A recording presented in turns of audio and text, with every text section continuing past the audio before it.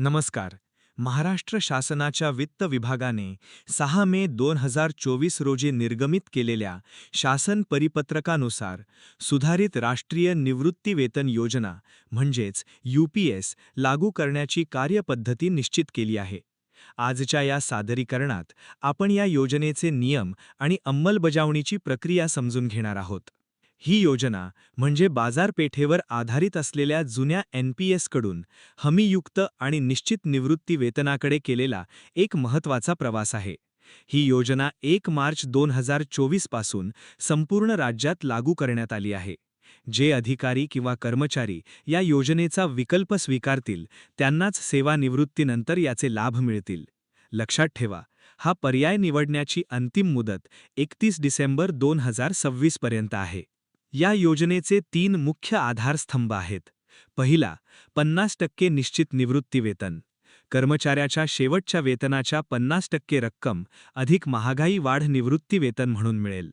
दुसरा, 60% कुटुंब निवृत्ती वेतन.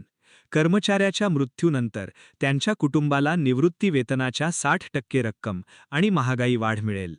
आणि तिसरा, किमान पेन्शनची हमी.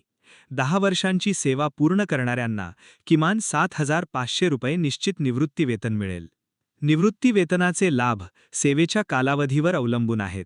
ज्यांची सेवा 20 वर्ष किंवा त्यापेक्षा जास्त आहे त्यांना पूर्ण लाभ म्हणजेच 50% निवृत्ती वेतन मिळेल.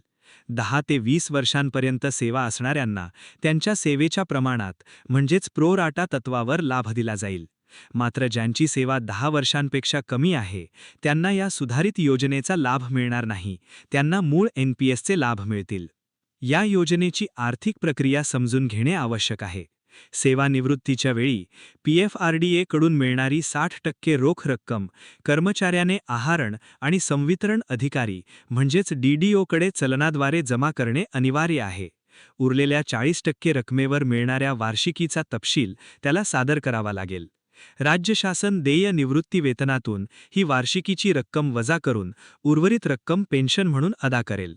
या योजनेत काही महत्त्वाच्या अटी आहेत. जर कर्मचाऱ्याने NPS संचित निधीतून यापूर्वी काही रक्कम काढली असेल तर ती रक्कम 10% व्याजासह शासनाकडे परत करावी लागेल. अन्यथा निवृत्ती वेतन त्याच प्रमाणात कमी मिळेल. तसेच ही योजना फक्त सेवानिवृत्त होणाऱ्या कर्मचाऱ्यांसाठी आहे. ज्या कर्मचाऱ्यांनी सेवेचा राजीनामा दिला आहे त्यांना या सुधारित योजनेचे लाभ मिळणार नाहीत. त्यांना मूळ NPSचे लाभ मिळतील.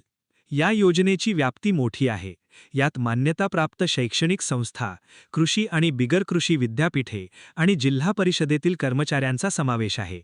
विशेष म्हणजे 31 मार्च 2023च्या शासन निर्णयानुसार मिळणारी सेवानिवृत्ती उपदान म्हणजेच ग्रॅज्युइटीची सुरक्षा याही योजनेत अबाधित राखण्यात आली आहे. पुढील कार्यवाहीसाठी 1 मार्च 2024 नंतर सेवानिवृत्त झालेल्या ज्या कर्मचाऱ्यांनी सुधारित योजनेचा पर्याय निवडला आहे त्यांनी तात्काळ त्यांची 60% रक्कम आणि वार्षिकीची माहिती DDO कडे सादर करावी. ही पेन्शन प्रत्यक्ष अदा करण्याबाबतची सविस्तर कार्यपद्धती म्हणजेच स्टँडर्ड ऑपरेटिंग प्रोसिजर शासन स्वतंत्रपणे निर्गमित करणार आहे. अधिक माहितीसाठी आपण महाराष्ट्र शासनाच्या अधिकृत संकेतस्थळाला भेट देऊ शकता. धन्यवाद.